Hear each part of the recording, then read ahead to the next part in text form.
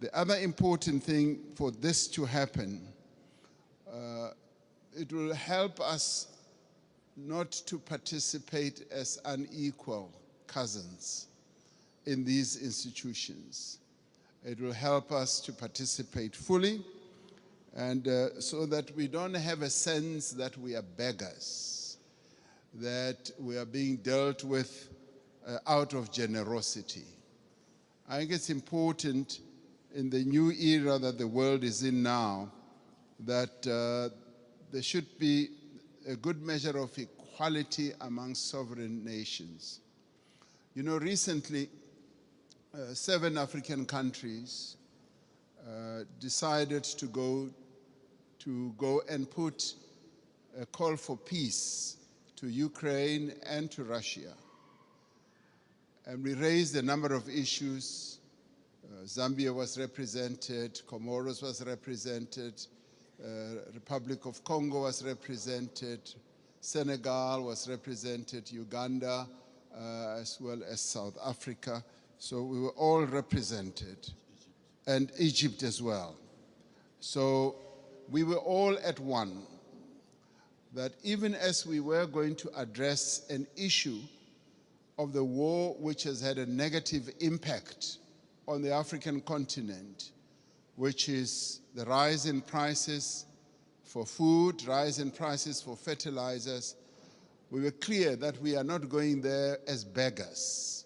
We are not going to ask for a favor to both Ukraine and Russia. We were going there to say, open up the Black Sea Channel so that the grains and the fertilizers should go into the world market. So we were not on a begging mission, even as we are in great need as a continent and all that. That should go to demonstrate that Africa should never be seen as a continent that needs generosity. We want to be treated as equals. Even in the multilateral institutions, we want to be treated as equals. And if our equity is at a low ebb, there must be ways in which that can be addressed. To us, this is very important. Our sovereignty is one of the things that we hold on dearly to. And we demonstrated that very clearly to both President Zelensky and to President Putin when it came to this issue. Even as there were suggestions that, yes, we can donate this, we can donate that, we said, we want you to release these grains and fertilizers to the world market so that the world can trade in these commodities and other issues we can handle in a different way. I wanted to make that point so that it should be understood where Africa has evolved up to. We want to be key players on the world stage, want to be key players even in the financial markets and in the MDBs. Now, these are the positive things. I do, Mr. President Macron, want us to address another issue which to us is a bit of a negative. You will have heard President Sisi talking about the 100 billion that was promised in Paris. President Sassou Nguesso yesterday as well also spoke about it at the dinner. Now, there is that issue that a number of the commitments that have been made have not really been fully lived up to. But before I get into details, let me immediately say that we recognize the many initiatives that have been put on the table, and a number of countries here have done so. Germany has gone out of the way to put a number of initiatives, and the US has also done a number of things. But there have been times when we felt like we were beggars. I played a key role as chair of the African Union during the COVID period. We felt like we were beggars when it came to vaccine availability, when we felt we needed access to vaccines, and the Northern hemisphere countries had bought all the vaccines in the world, and they were hogging them. And they didn't want to release them at the time when we needed them most. And we felt like we were begging. And at times it felt like they would just be droppings from the table, that yes, we will give you that and that. And let me tell you something that generated a lot of resentment. We resented that, and it got worse when we said we want to manufacture our own vaccines. And when we went to the WTO, there was a lot of resistance, enormous resistance. And we kept saying, what is more important, life or profits by your big pharmaceutical companies? And that too, I must tell you now, generated and deepened that disappointment and resentment on our part, because we felt like life in the Northern Hemisphere is much more important than life in the global South. And these are issues that need to be addressed. And I'm glad that we are all seated here like this, because we've got to get to the heart of these matters and address them. Now, I come to promises that have been made. And Chancellor Scholz was saying, we've got to walk the talk.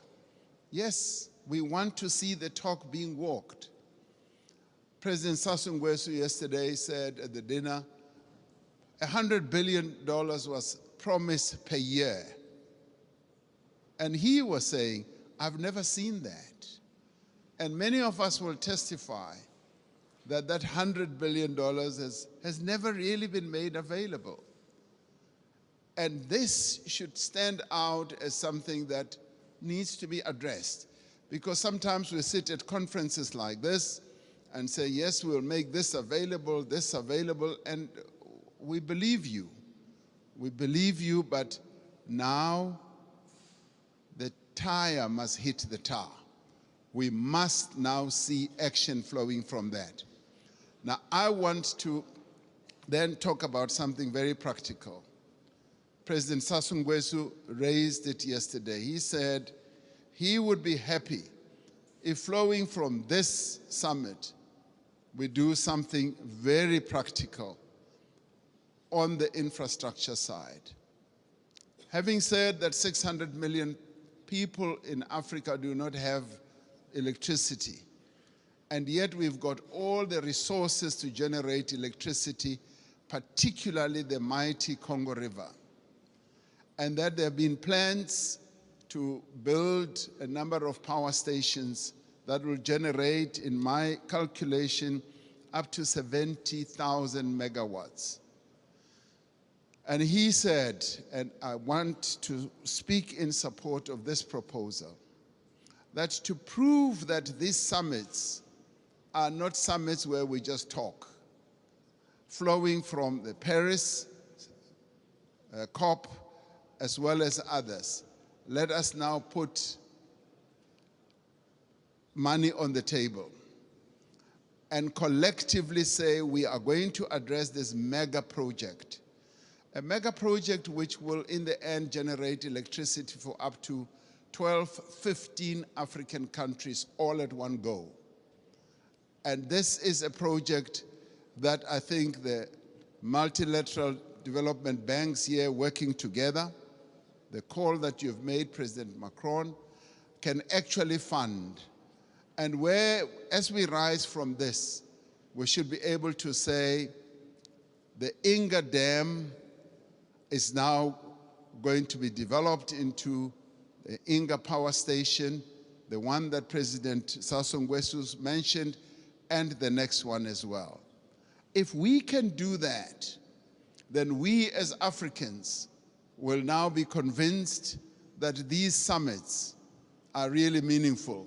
We will now go home and say, you know what, it's worthwhile going to these summits, coming to Europe, and to listen to all the promises because they are willing to act on the promises. This is what President Macron, I believe, will be one of the most important outcomes.